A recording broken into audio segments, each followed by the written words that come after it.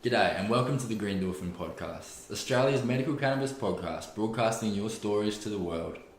This podcast is brought to you by vapefoods.com, your global one-stop shop for all things herb vaping. It's 2018, and if you're still smoking and combusting your herbs, you're missing out on a plethora of terpenes, flavonoids, and cannabinoids. Unlike smoking, vapes help to atomize your herbs at the perfect temperature, leaving you with roughly 4 times the active components in much smaller doses. You can check out VapeFuse's huge line of herb vapes, ranging from beginner devices to the world-famous Volcano line at their website, vapefuse.com, or alternatively, vapefuse.com.au. And for my listeners, simply use the code MATT10 to save $10 off your first purchase over $100. That's MATT10. My guest for today is Dr John Teh, a Brisbane-based surgical assistant who is well on his way to opening one of Queensland's first cannabis clinics. John is an expert on cannabis and the way it interacts with other drugs in the body, and his wealth of knowledge is going to be super helpful for any patient looking to learn a bit about medical cannabis. Because I guess you said that the initial training and stuff like that you've got to go through to get these people sort of trained up to prescribe as well. It's going to be a hurdle initially. And that's the hurdle with the doctor-led, prescription-led medicinal cannabis. Yeah. Is the fact that, the doctor has to know what they're doing. Otherwise, they're just prescribing something they don't know about and they're not going to be helpful. Yeah. As there's many ways you can take cannabis and there's many dosage levels and different ailments, so how do you use that? And I guess it's just so variable, and that's been one of sort of the biggest things I see is going to even when I met you at the medical cannabis event, sort of just seeing the doctors talking about it and stuff like that, and how many physicians were in attendance strictly to learn because it was something that they sort of had heard about, but in a very different sense, sort of in a criminal sense as opposed to like a healing sense. So I'd say less than 1% of doctors have got their head around it yet. Yeah. So that's part of our thing as well, will be to teach people. Just like the re-education step. It was never taught at university, it was never part of a curriculum. Yeah. Cannabis medicine, it's been illegal. So all of a sudden it's legal. What do we do with it? I don't know how to use it. And there's not enough evidence. That's what most doctors say. Oh, we know there's a lot of evidence. Yeah.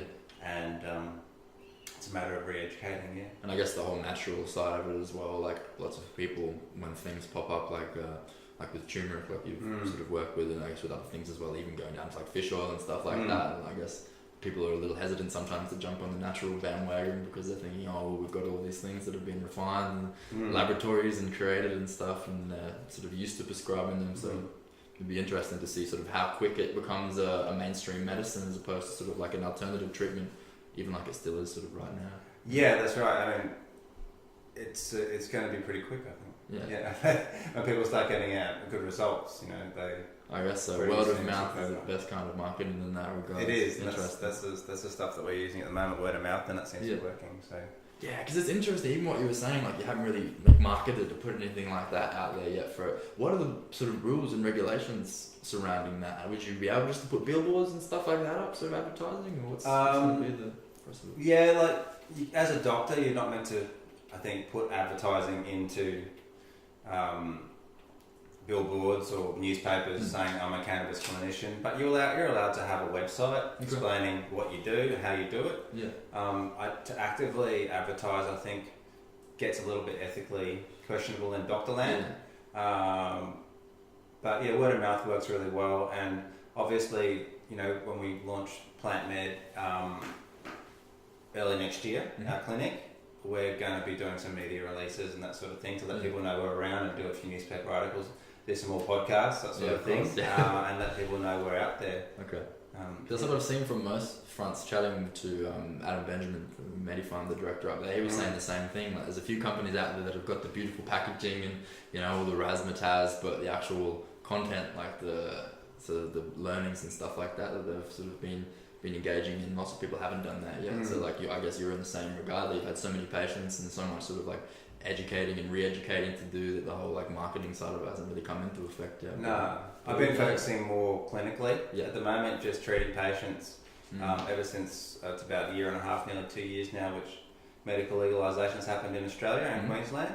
So from that point of view, I just started seeing patients and treating patients and getting good results and getting the approvals through. So I've just taken it from there. So I focus purely on the clinical side of things. Going for the steak instead of the sizzle. I like that. That's it. That's looking it. after the patients. Yeah, is what we're all about. And that's my job. So that's what I do. Yeah. We're obviously very passionate about sort of everything cannabis in this sense, but so the most thing that clings to me when I approach people that are working in this industry is what sort of inspired you to jump in on with cannabis? What was your big motivator to start working in these clinics and getting Plant Med opened? It was a personal story actually. I had a young friend, 21-year-old girl, Nikki, and she had a really bad brain tumour. It's a glioblastoma multiforme number 4. Okay. So it's a really bad brain tumour. Most people die from it, and in the end, Nikki did actually die. And this was pre-medical legalisation in Australia.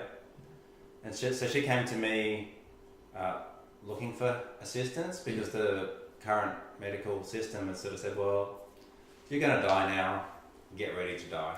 And she wasn't ready for that, being 21 years old. Of course, so I've always been into herbal medicine, natural medicine, nutrition, and cannabis as a medicine, something I've been following as it's been evolving before it got to Australia. And she wanted advice on that, and so I looked into it more and more, and she accessed cannabis to treat her tumour from what I call compassionate access, so from the illicit market. There's tens of thousands of people and patients in Australia doing that at the moment.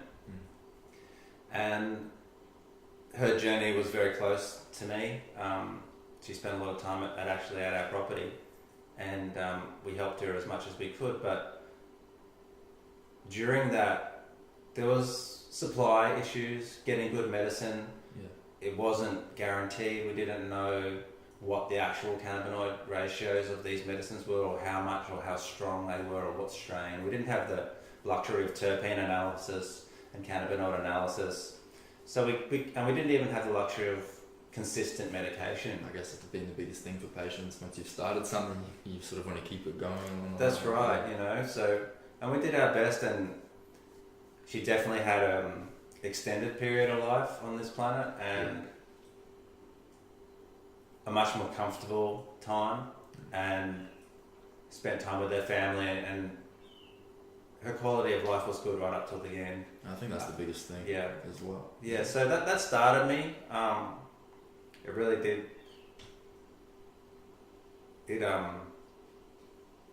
It still does drive me. That's all right. It does drive me when I go to teach people, when I see other patients. She's always in the back of my mind. So it's an emotional topic, compassion, of course. So it's compassion, and that's the base story initially. Is Nikki, and taking it from there, and then now of course it's moved into something more than that. It's wanting people to have access to medicine, which is good for their bodies and which is good for their health and give them a better life.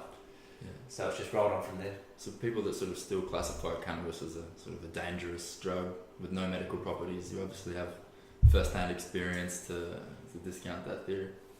I've got hundreds of patients already over the couple of years that I've been working as a cannabinoid clinician in Australia, and got a 100% approval rate for my approvals. And I'd say I've got a 95% positive outcome from patients. I've had no negative outcomes in the sense that the patient's gotten worse. So occasionally, neutral outcome. A neutral outcome. It doesn't work for everyone. It depends on our endocannabinoid system and how we react to the medicine and all the other factors in your life as well. But definitely very safe medication. CBD in particular has no real toxic limit known to doses of 1,000 milligrams per kilogram of body weight. Has been tolerated in humans. It's kind of like eating it with a spoon. It's like they used to say, I guess, with the hemp and stuff like that, you have to smoke a telephone pole-sized joint to get any sort of buzz or something like that. There's no real death caused from cannabis medicine. In fact, there's no receptors in our brainstem associated with respiration that have cannabinoid receptors, so it's physically impossible to die from cannabis. unlike opiates, which is a big problem. Yeah, I guess when they say, there's lots of things that I've heard about what do they call it? The ratio of a drug that you need to take for it to die. And with heroin, like the dose compared to the lethal dose was so like on the bloody wire almost, like you can so easily tick over the other side. With cannabis, I guess that's the biggest thing that many people haven't been aware about, that it's sort of obviously not harmless, but comparatively harmless, I guess, compared to some of the things that we already have. Yeah, you're referring to what's called lethal dose 50 or LD 50, and so the LD 50 for some opiates like codeine, morphine, OxyContin. Yeah. The LD 50, that's the ratio of effective dose as to the dose where 50% of people will die. Is 1:20. Yeah.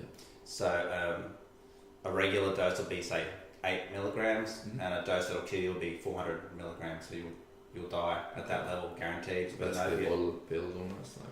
Not even that high with regards to opiates. So it's it can be as little as 8 pills. If you have 1 pill normally, 8 pills could perhaps kill you. It will kill half of people with opiates. When you're looking at cannabis and THC, the LD50 is in the region of a lot greater than 1,000, 1:1,000. So it hasn't actually been, no one's been killed with cannabis, so we can't give an exact figure.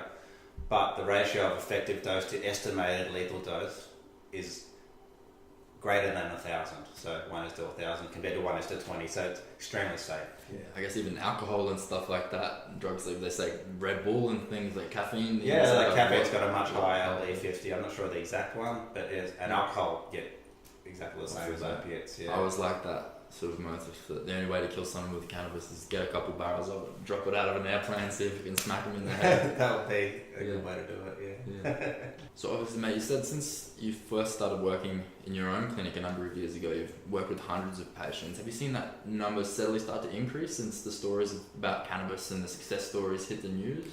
Yeah, definitely. It started very slow with a trickle of patients, and now we're getting more and more referrals. It's all word of mouth. We haven't advertised, but yeah, it's definitely picking up in public consciousness, and people are.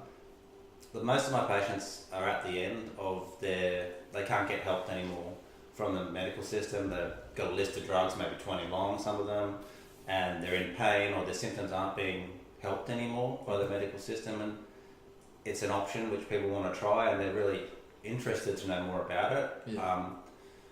95% of my patients will be what I call cannabis naive, so they haven't smoked, they haven't taken medicinal cannabis for any form of cannabis, so they're purely coming from a health perspective, and getting good results with those people. So that the word of mouth from them telling their friends and family spreads very quickly. Yeah, like wildfire. Like wildfire, and we are seeing that in people ringing up getting bookings now. So these referrals and stuff like that, they're coming strictly from your patients, or have you got like a network of doctors that you're working with to sort of get patients to come? It's referrals from patients for their friends and family, but more importantly now, as doctors are getting more educated, they're realising this is a potentially valuable medicine. They may not know how to use it, so I'm getting referrals. Yes, I have referrals from neurologists and general practitioners all the time. Oncologists, palliative care patients. So as the other doctors are becoming aware of it, they're referring, just like any other specialty, they're referring people to us. Yeah.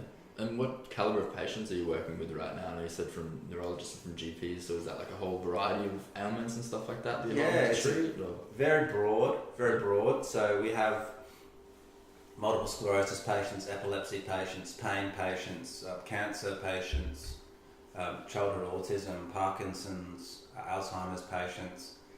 Because of the multi-target effect of cannabis on our bodies via our endocannabinoid system, it's a drug that can treat multiple different diseases from all different physiological systems in our body.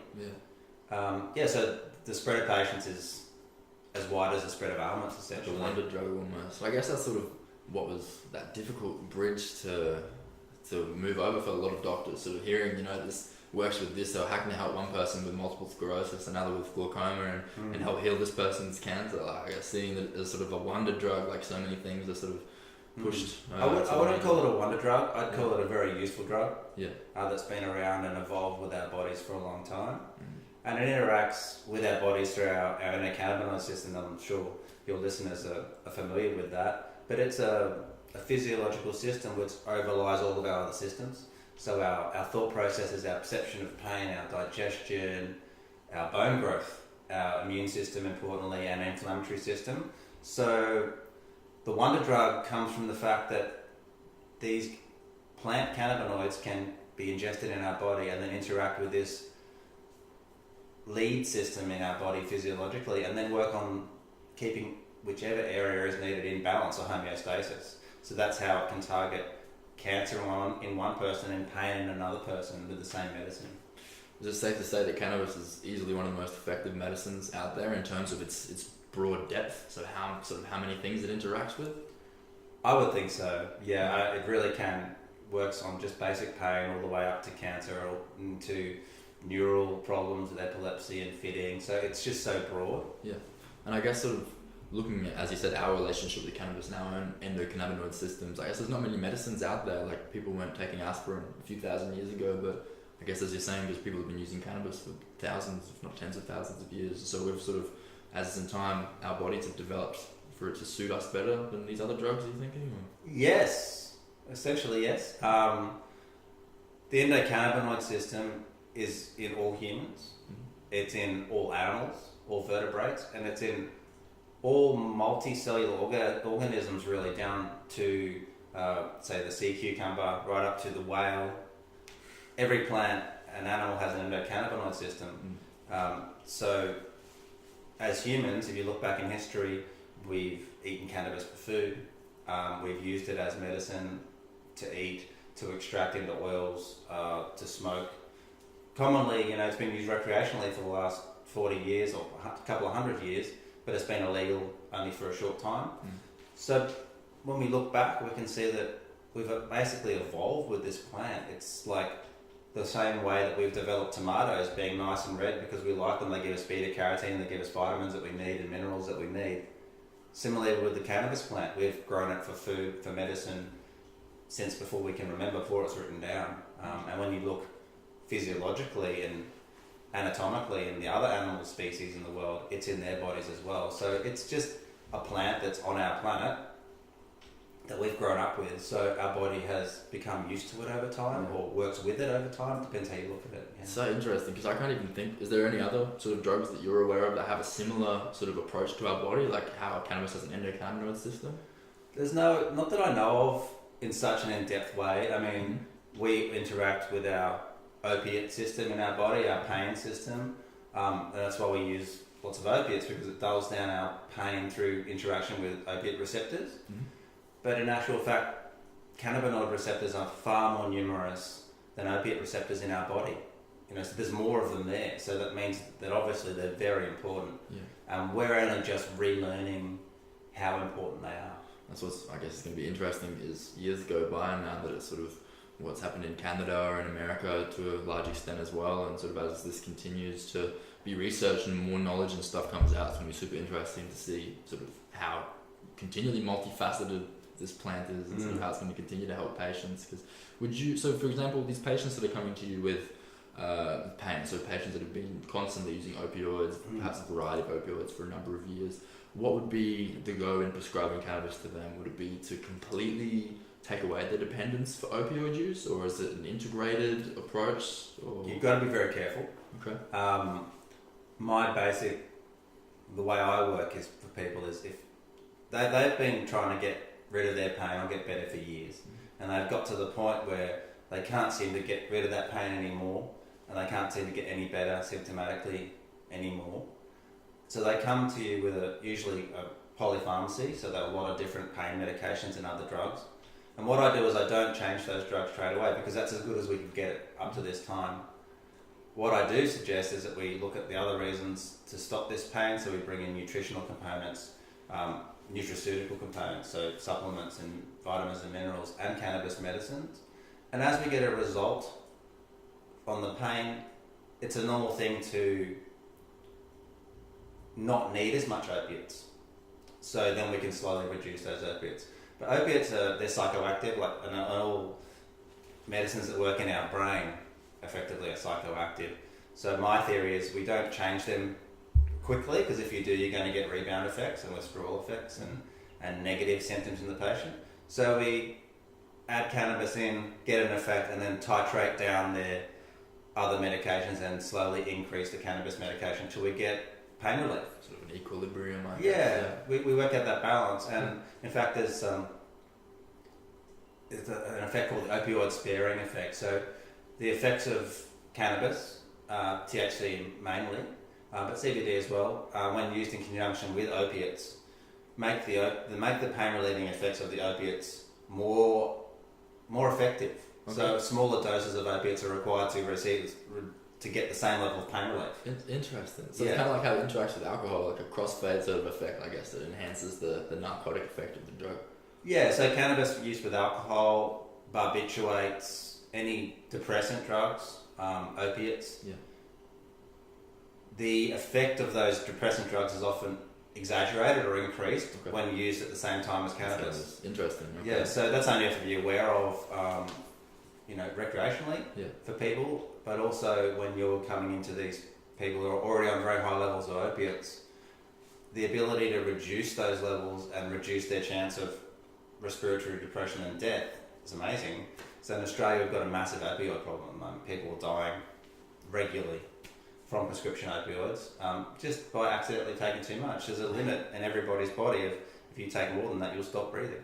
That's insane. So if the pain's still there and you have one more pill, that might be one more pill that takes the pain but takes away your life as well. Definitely.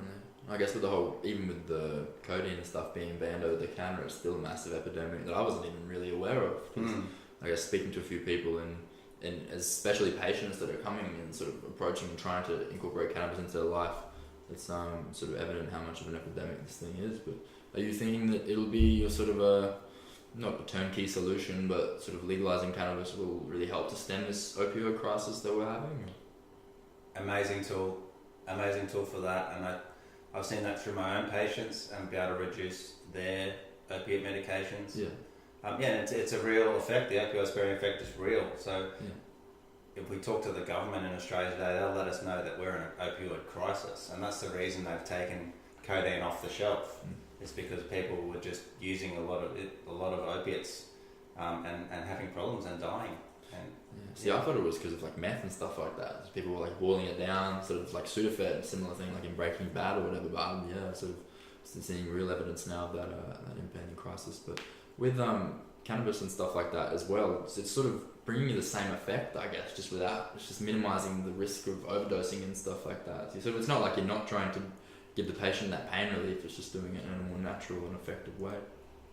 Yeah, I mean, often you can't completely. People have real reasons for their pain. They might have spinal problems that are causing nerve compression, therefore causing pain. So they may still require opiates, but cannabinoids and THC in particular, the CBD works more peripherally on inflammation and immune response. So it's going to reduce that swelling and reduce the inflammation associated, which is pain essentially. But THC itself does have direct anti-nociceptive or anti-pain qualities.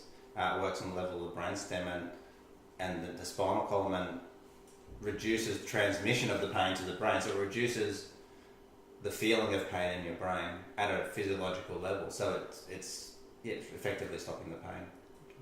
So we've touched really heavily on opioids and stuff like that and how cannabis helps people to sort of get rid of an opioid addiction, but other symptoms that people may come in exhibiting, like epilepsy or anything sort of spasmodic, what would you be prescribing? Would it be strictly a CBD isolate or dried herb or tinctures, or what are you sort of being given the power to prescribe here?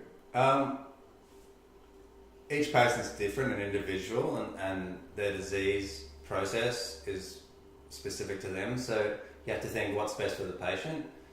In terms of allowed to prescribe, in Australia you're allowed to prescribe basically any form of cannabis medicine preparation, so you can actually prescribe flour.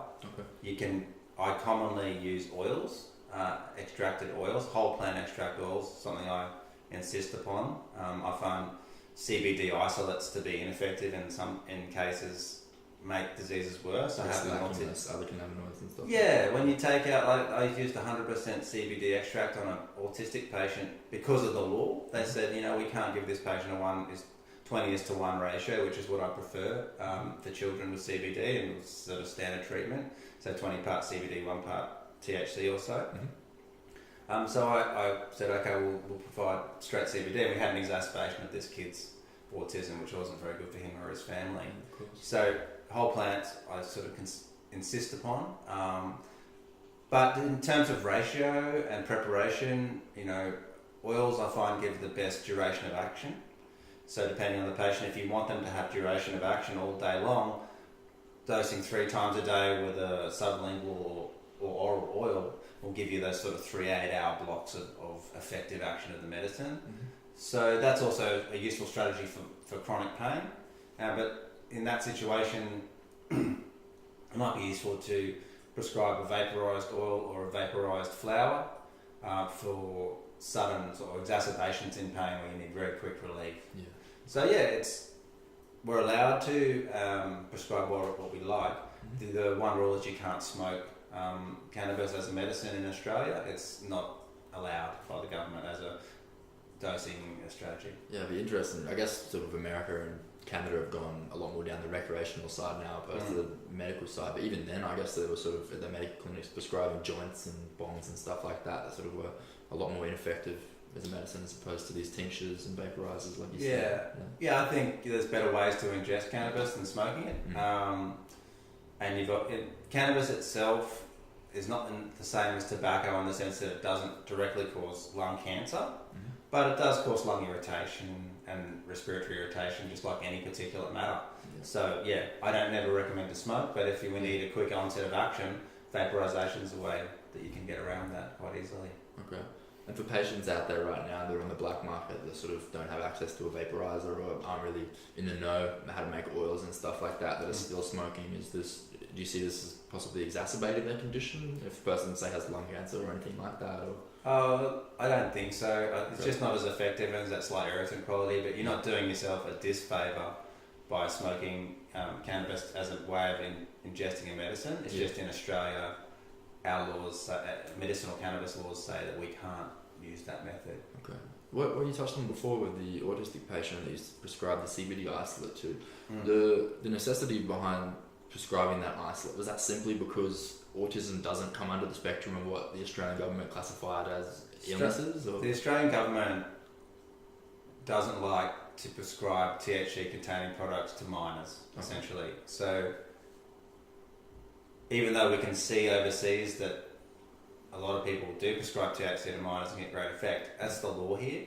Saying that it's not a dead fast law, so I've explained this to the TGA in subsequent applications and subsequent applications for this trial, and have got access to 20:1 ratio oils, which is the standard as for treating minors with epilepsy and autism in countries like Israel and Canada and America. That 20:1 ratio is the sweet spot for children, and it does decrease the psychoactive effect. Of course, it's interesting in that regard because we look at like hemp, it's legal, it can have up to 1.3% THC or whatever, and we're looking at a 20:1 strain.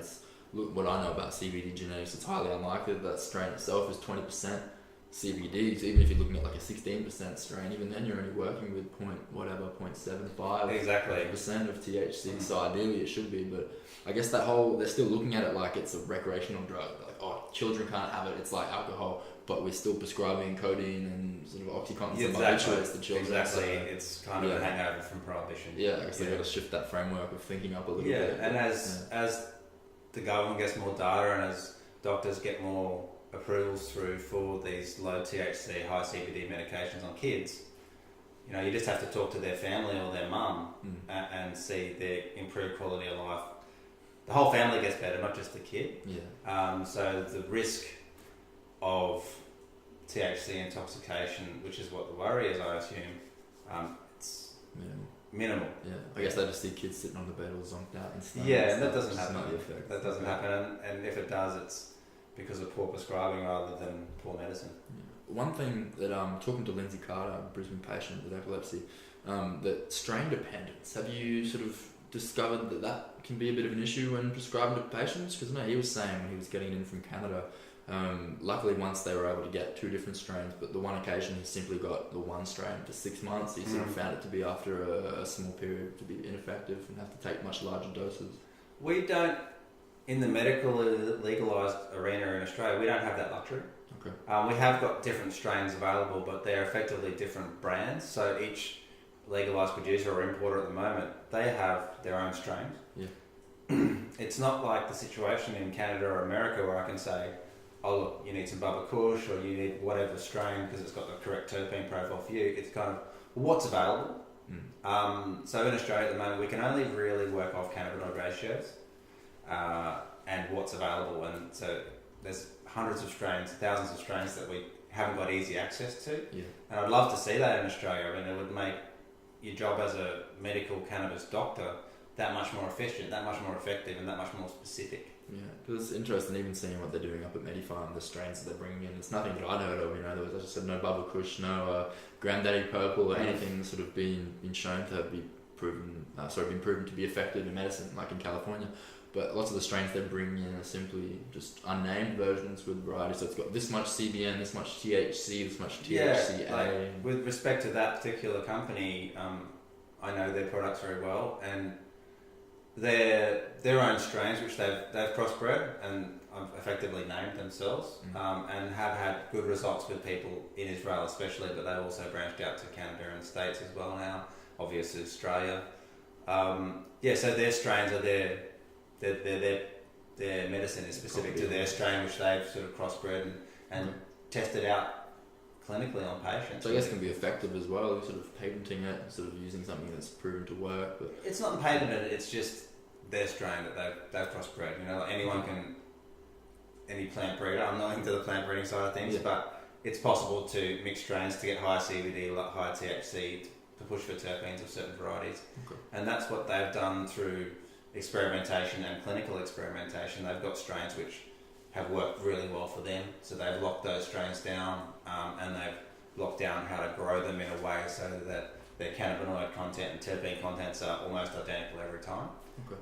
So, but talking about switching between strains, when you look at epilepsy patients, especially childhood epilepsy patients, over in Israel there was a situation where there was great results happening with these little kids, and then all of a sudden there was phone calls to the suppliers and saying, look, it's not working, it's making my kid worse.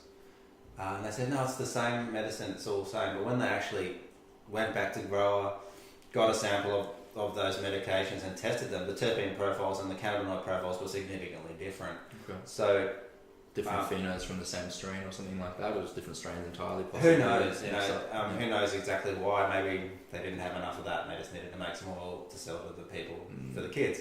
So as a result, the strains changed, the kids got a really bad result, and when they switched back to the original strain which they were meant to be getting, perfect result. It went back to good again. So it does stress the importance of strain and the fact that each strain may not work the same for each person because each person's endocannabinoid system is unique. So something that may work for pain for you may not work for your sister or your friend. So in that sense, that's when you need to swap strains, and you may need the same dose effectively, but you just swap between strains and you might get an effect on that strain. So that's where cannabis is an individual medication. So I guess that's also a little something that's difficult to comprehend for some prescribing doctors because they simply would rather just reach for the one bottle every time, the OxyContin to heal everything as opposed to a certain strain for this or a strain for that. Yeah, that's where the specialisation comes in, I think, and knowledge. So where are you guys currently sourcing your cannabis from? Is there anything that's being grown in Australia that you can source right now, or is it all stuff that's being brought in? There's one company in Australia at the moment that has actually got medicine on the available. Okay. But I won't give any names. I don't know if that's legit or not. Yeah. But the rest of the medicines are coming imported from mainly from Canada and Netherlands. So yeah, they're all imported from jurisdictions which are medically legalised, effectively, or recreationally legalised, and they're being imported into Australia until Australia's industry gets up off the ground. So even the most efficient companies still have build time and those sort of restraints. But I think this year, coming in 2019, we're going to see a lot more of those companies actually coming online and having Australian grown product. So that'll reduce the price as well, which is a big thing for patients. Yeah, I guess having to import it and stuff right now, that could be tariffs and crap like that. There's many more costs involved. Yeah. Okay. So what's the prescription process right now? A patient comes into you. What legal framework really are you working under in terms of getting that patient the medicine that they need? So I'm working currently under the single patient pathway access, so SASB. So it's an application through the TGA and your local state government. So each patient you have to do a separate application for, and you can suggest whatever medication you like, and then you get an approval for that. So the patient will come in to see me, have a look at their health, have a look at all their problems, say this is a suitable medication for you. To get through the process at the moment, you need either a letter or a referral from your GP.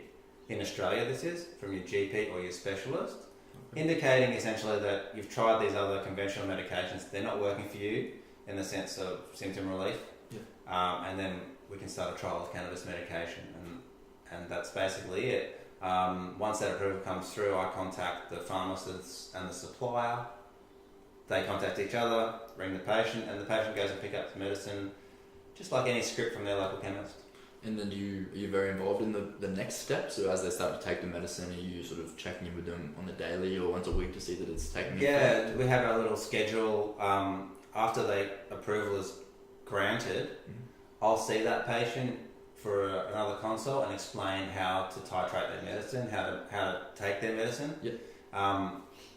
And that's individual each patient. As I said, most patients are cannabis naive, so they've never had any idea about cannabis. So they really don't know what to do. So it has to be spelt out. Okay, you need to take this many drops for the first week, and then the second week you need to take a couple more drops or whatever that patient requires until they get to an effective dose. So that's titration. I'll do that, and then legally once a month you have to have a new prescription. So that I think the government does that. So just like opiates, it's an SA, so there's no accumulation of medicine. So I can't give you a prescription for a year's supply. Because that year's supply might only last you a month and then you'll be back. So they don't want that sort of thing to happen. So there's a monthly script, and I just usually touch base with my patients on the phone, make sure that everything's okay, dosing's right, no problems. If we have to adjust other medications like reducing opiates, we can do that at the same time. And then another script, and it repeats like that. The approval generally from the TGA generally lasts for 6 months at the moment. It was 3 months not so long ago, but now I'm finding that we're getting 6 month approvals, and then I think that'll stretch out to 12-month approvals, but you still need that regular script written. And what's the time frame like for once you've got a patient that's come in? How long would it generally take them to receive their first shipment of medicine from the pharmacy? It was very slow to start with, but now within the week.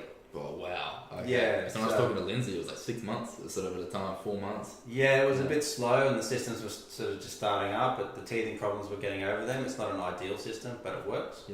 And as long as all the steps are done in the right order, I've got patients that had their approvals within a week. That's crazy. Do you find there's lots of trial and error sort of with the medicines that you're prescribing? Is there certain cases that you have to bring the patient back within a few days to maybe change their strain or change their variety? It's unfortunately, time-wise, it's not possible. Because for each medication or each strain, each brand, whatever you want to call it, in Australia, you have to have a separate application. So the change between strains requires a new application. So on my side of things, I let someone trial it for a while because I just haven't got the time, and no one does have the time to just chop and change like that.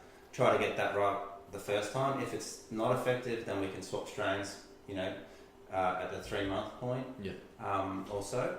Wow, so I'm guessing like in the future it's going to be a lot simpler once you've got this. I don't know if our market's going to be similar to that of the States or Canada, but once you've got that dispensary with a bunch of different varieties on hand, a patient can head down even on the day. Yeah, there is a pathway which I'm applying for at the moment. It's called the authorised prescriber pathway. So in that sense, you have to. It's a more complicated process for the doctor. But once you've got that approval, you then give an approval to prescribe for a certain ailment, so say pain, and you can nominate the medications which are available in Australia that you would like to use. So a variety of cannabis medications. So I'll be able to say list different companies' strains on my document, and then have the ability to move more fluidly between strains.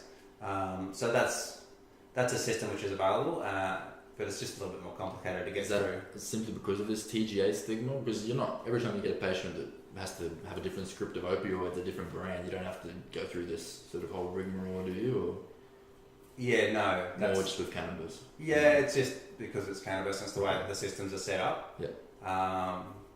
But Dr Teh, she's an authorised prescriber for chronic pain at the moment, so she has that ability just to write that script straight out. For a number of different for her nominated medicines at the moment, and you can not chop and change, but you can add more to that list as time goes on, as more medicines become available. Okay. So that will give a bit more flexibility in changing. It means from a workload sort of point of view, having to do a whole new application every time. You can go, that was not working. We'll try this one. So yeah, there are more and more authorised prescribers coming online in Australia. You're a good bloke, mate, I'll tell you that. A little more work for you, but I guess for the patient that's so beneficial. I know Lindsay was stuck with, you got some white widow or something like that for 6 months, almost had the same strain, and then by the end of it, once you've been dealing with something for like that, it's just the resistance just kicks in big time. That's right. Yeah. So I mean that's something that we'll work out as we go. We've got to use the system as it is. Hey, I can't be too picky, I guess. It's sort of just starting off, so it'll be interesting to see what comes out of that. Yeah. The plant med clinic that you're planning on opening in January, I believe you said. So what's that going to be like? Will that just be like a one-stop sort of shop for patients to come in and get the prescriptions and have consultations with you and your team? Yeah, that's right. It's a regular doctor's clinic, but we're going to be focusing on cannabis medicine. And also focusing on other plant medicines and nutritional support. So using other, I've got a very strong interest in curcumin or turmeric, as you know. So that's another plant medicine that I recommend to people. It's just a natural thing you can eat, and it helps support your endocannabinoid system. So the aim of Plant Med is to help people medically by supporting their endocannabinoid system, and then prescribing medicinal cannabis. So I know you've spoken a lot about this integrated wellness plan in the past. So what is your sort of, what are your guidelines you'd say to people that are coming and looking to start a cannabis medicine? Do they have to start exercising as well at the same time, or perhaps eating better? Or? Yeah, usually it's changes in eating habits and and adding supplements. Most people don't take any supplements. So when you're using cannabis medicine, it interacts with your endocannabinoid system. That's how it works. So you want your endocannabinoid system to be in peak condition. Yeah. How do you do that?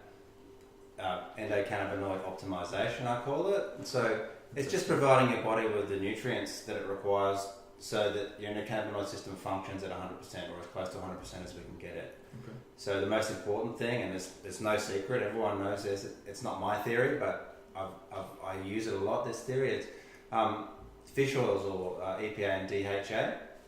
Very important in cannabinoid receptor formation and endocannabinoid production on demand. So when you have a need in your body for endocannabinoid response, our body's cannabinoids are produced on demand from your cell membranes throughout your body. Okay. So if you get hit on the arm and you get inflammation there, your body will come in and it'll produce endocannabinoids and anandamide and 2-AG in that local area from the membranes of the cells there. So it's so widespread instead of just affecting the brain or affecting one area. It's everywhere, yeah. It's so interesting. And so those fish oils is the most efficient way to get these molecules into your body, these essential fatty acids that are the precursors to your own endocannabinoids. Okay. And they also ensure that you get correct cannabinoid receptor formation, so your own endocannabinoids and exogenous plant or medicinal cannabis molecules can lock into those receptors better as well. So basically it's just making your body more receptive to cannabis. That's right. So we add in fish oils. I always recommend probiotic support. Curcumin or turmeric also upregulates the endocannabinoid system, and there's various other plant medicines which are helpful in optimizing your body's endocannabinoid system. It's interesting. So that's what I'll focus on in the consultation. Yeah. And we'll get the patient to start on these supplements and food regimes prior to receiving their medication. So as soon as they leave the clinic, I say start those today. Mm-hmm. And then by the time we get the approval through in a week or two, You come back and we'll start that medicine. Your body is effectively that much more ready to utilise the plant cannabinoids, the medicinal cannabis, and the patients get a better result. When you have these patients initially coming in for the consultations and you've started them on their diet of the fish oil and turmeric and stuff like that, do you notice any changes right now? So before you've even introduced the cannabis, simply by boosting the endocannabinoid system? Definitely. Okay. Definitely. And what kind of changes? Sort of help with the pain or the ailment itself? Or? Often helps with the symptoms they're coming for, the pain, just general health and well-being. You can see a patient, I always like to take a photo when someone comes in, and then a photo when they come back, and you compare the photos. They look better. They got better perfusion in the skin, often decreased pain slightly, even though they haven't taken their medicinal cannabis yet. Yeah. It works throughout your body, so it worked into the wellness program that you were interested in as well. Yeah. So this is part of using cannabis medicine as a wellness treatment as well. So yeah, I definitely see results without any medicinal cannabis at all. I guess it makes sense. Yeah. It's kind of like looking for muscle growth and stuff, introducing proteins and stuff like that, and it's the same thing, trying to endocannabinoid growth. Yeah, it's just optimizing your own system, and I think most people, because of our diet, because of the pesticides, because of all the stresses on our body, and lack of those essential nutrients effectively, and lack of cannabis as a food, cannabis oil, hemp seed oil. So no THC, no CBD. Hemp seed oil is actually a really effective way of getting those essential fatty acids into your body as well. Not quite as potent as a fish oil, not as concentrated, but hemp seed oil will provide you with those nutrients that you require as well to make good endocannabinoid function. Okay. So it really is an integrated approach. It's not just sort of just a single drug that you're going to be administering. It's kind of like preparing your body to take it and everything in the long run. So yeah, definitely. And I think the patient has to be empowered to want to get better, and by changing their diet, by taking these supplements, they empower themselves, and it helps them with their taking control of their illness. I guess. I think you will get an effect just if you give someone medicinal cannabis. Just have this, take it, and I won't tell you any more. But I think you have a better effect if they are educated and their body's ready for it. I guess from a patient perspective, that's what you're looking for as well, them to be fully receptive of what you're giving them. Yeah. Exactly right. It just works better. Okay. So that's the concept of plant med, and effectively that's my practice, getting focused into a clinic. So up till now, because of the way it's just grown organically in Australia, I haven't got to this point. I've just focused on the patients first, but now we're formalising it in a sense so we can get more patients treated quicker. Better output, I love it. Are you guys looking to bring in sort of like a team of GPs and stuff, or a few different types of physicians? Or? We'll be employing GPs and doctors, just similar as myself in a medical consult. Standard medical consult will be you come in, see your doctor, talk about things, talk about your health, talk about your problems, and as I say, every patient's different, so every patient will have a slightly different regime. And optimizing their health. Okay. I know you mentioned Dr. Talpic, and she had a sort of a similar idea to incorporate a clinic with sort of different physicians, like sort of people that specify and helping with diet and stuff like that, sort of exercise scientists and things. Are you sort of planning on doing something similar further on down the line? No, I think it's just strictly medical. Strictly medical. It's the same concept. It just takes one person who knows what they're talking about to help you with that.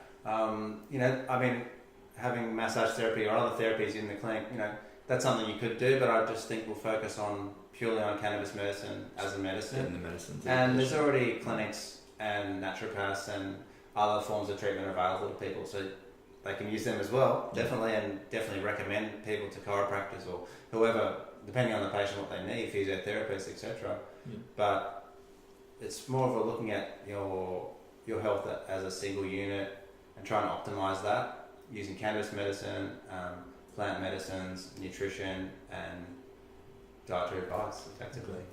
For anyone out there right now, sort of that's listening to this, that's interested in starting using medical cannabis to treat any of their own ailments, what would you suggest being the best bet to kickstarting that process? You said that sort of people ingesting pesticides and stuff is bad. Would you suggest sort of maybe cleaning your diet up a little bit, or starting to exercise, or because our endocannabinoid system is constantly trying to bring our body into balance, that's its job.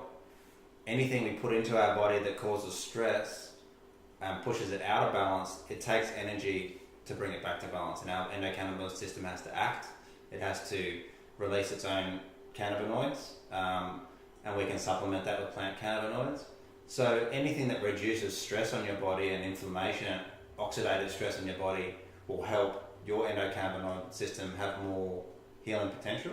So clean up your diet straight away. I'm a very strong believer in organic food because there's a lot of pesticides in our foods these days, or herbicides. I mean, glyphosate or Roundup's the biggie.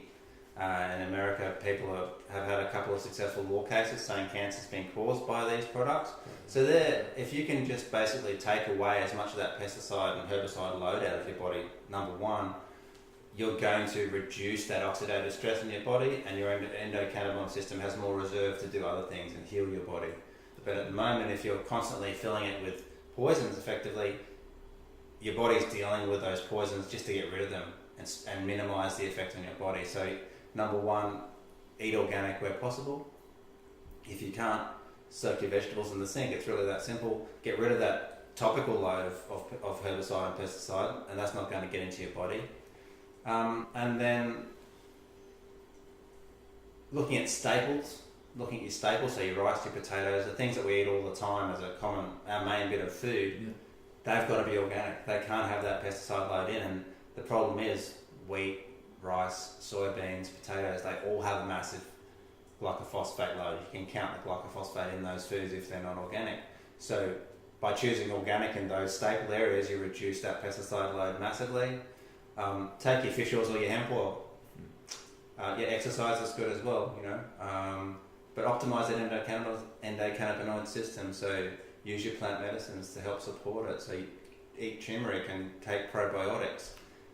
You're well on your way to health there, and then you can add in your medicinal cannabis medicines. I guess that's just common for all ailments, and we're not even referencing cannabis and stuff like that. People wanted to get their temple in order before starting to get their healing process underway. That's right. That's part of the process. So get your temple in order. And for our listeners, it's going to be such a big thing, I think, because I'm sure there's so many people out there. You said before, there's tens of thousands of people that are sort of using an illicit source of medical cannabis to treat their ailments, and I've heard there's anywhere up to 500,000 people currently treating ailments with an illicit source of medical cannabis. So people out there that perhaps don't have the ability to get in to see you at a clinic, or don't have the ability to approach a clinic in their areas, it's just sort of those precursor steps to sort of aiding their healing. And that's stuff. Right, they're the basic really precursor helpful steps. And just a note of caution with using illicit cannabis to treat yourself.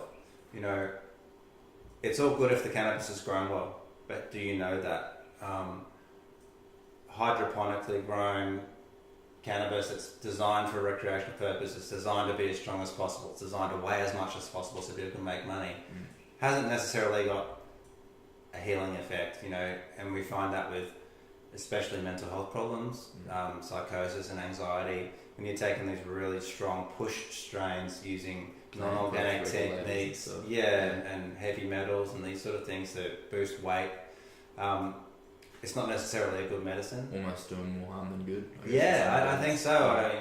I would recommend totally avoiding all that, and it's hard to insist from a illicit source, but try to find naturally grown naturally grown cannabis, even if it's recreational or illicit, doesn't matter, as long as it's cleanly grown. That's the important point. Just like the food, I guess, just keeping that organic side to it. Exactly like the food, except more important. Yeah. But that's been a big thing, I guess, in America as well. The Californian market has been so sort of pressed and stamped down, and there was even stages where they didn't have enough cannabis because of all of these sort of breeders that have been around for decades underneath the medical framework, breeding cannabis chock full of plant growth regulators and pesticides and sort of hormone inducers and stuff like that. That's definitely a big problem. They have a lot of problem with fungicides and pesticides getting into the flowers. And there's like a famous situation in Canada where there was a banned fungicide being used and being hidden by a producer. So when they had their inspections, they were hiding it. But one of the workers at that place dobbed them in. Yeah. Turns out that when heated, that fungicide turned into a cyanide compound.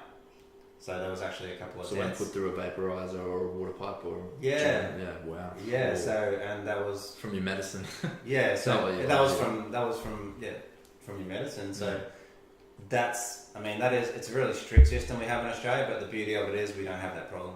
Because you're not allowed to use those products on your plants. And that's what I'm looking forward to seeing, I guess. Even if people have the ability to grow their own at home, at least then they know that they can do it organically and see what's going into it, even if it is a crude product compared to what you could possibly get from a dispensary. At least knowing that it's sort of free of these paraffins is just going to be a big difference maker. Exactly, yeah. Keep your medicine clean and keep your food clean, essentially. Yeah.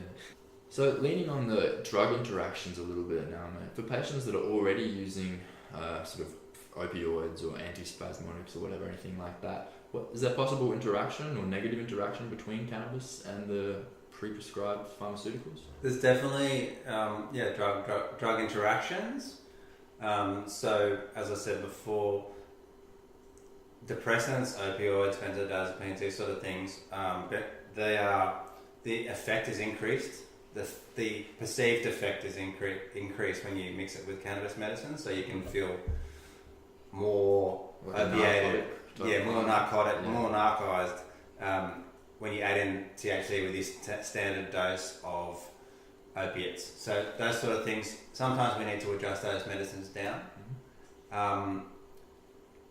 The main thing you need to consider from a medicinal cannabis point of view of drug interactions is the way that cannabis is metabolized and the effect cannabis has on the main enzyme in our body which metabolizes a lot of drugs, and that's the cytochrome P450 enzyme. So it's a mouthful. It's a big mouthful. Effectively, it's one of the main enzymes in our liver. Our liver breaks down all drugs and excretes them in their little bits, and it does the same thing for all of our nutrients and food and that sort of thing. So this enzyme, cytochrome P450, is something that we talk about and we think about when prescribing. So some drugs will affect that enzyme. So for instance, CBD at high doses, so usually in doses over, I find clinically over 70 to 100 milligrams of CBD, that can slow down that enzyme. So what that means is any drugs which are metabolized by that enzyme will remain higher in your body. They won't get broken down. They won't get broken down by your body as quickly. So looking at epilepsy, for instance, the really important one, because most epileptics are on a drug called phenytoin or dilantin, and it's broken down by the cytochrome P450. One of the mainstays of cannabinoid treatment for epilepsy is high-dose CBD. So we find that the levels of the phenytoin in our blood stay higher when on high-dose CBD. So it's important to take blood levels for that, looking specifically for that, and then reduce the phenytoin dose. So it's still effective. So we have to think, well, if we leave that too high, the patient gets side effects from too much phenytoin in their body. Yeah, so we have to take them down. So there's a few drugs which are, have these effects or are affected by this. So as a general rule, you always look at anti-epileptics and antispasmodics. Those drugs often are metabolized by cytochrome P450. And any of the other antidepressant medications, I always keep an eye on those as well, because the effect of those medications can be increased when you add in the THC and the CBD. Okay. So if someone's on SSRIs like Zoloft and that sort of thing, selective serotonin reuptake inhibitors, often they can have more effect from those drugs. And in rare instances, you can get what's called hypomania, so patients can actually get quite like a psychosis, almost manic, moving into psychosis sort of area. Okay. And that's purely because the breakdown of those drugs is impaired sometimes by CBD and THC. And that also works the other way around. So some drugs will increase the effect of these enzymes, and cytochrome P450 also breaks down CBD and THC. I know this is a little bit complicated, but effectively some conventional medications can increase the breakdown of THC and CBD or decrease the breakdown of THC and CBD. So you can get the dosages, I guess. Yeah, so you have to change doses on either side of that medicinal cannabis and conventional cannabis conventional medicines, and adjust those doses accordingly. So it may be that the drugs you're taking, such as, well, those SSRIs are important ones. They're oral contraceptive pill. They can inhibit the cytochrome P450 enzyme slightly. Okay. So that results in the THC in your body not being broken down as effectively. So you might get a higher than expected effect. So on birth control even, something like that. Birth control, yeah, that's oral contraceptive pills can have that. It's not a large complete effect, but it's a slight effect on that enzyme. So it's something that if you're on the pill, you should just think about that. Maybe they'll have more effect if I prescribe, say, 5 or 10 milligrams of THC. Yeah.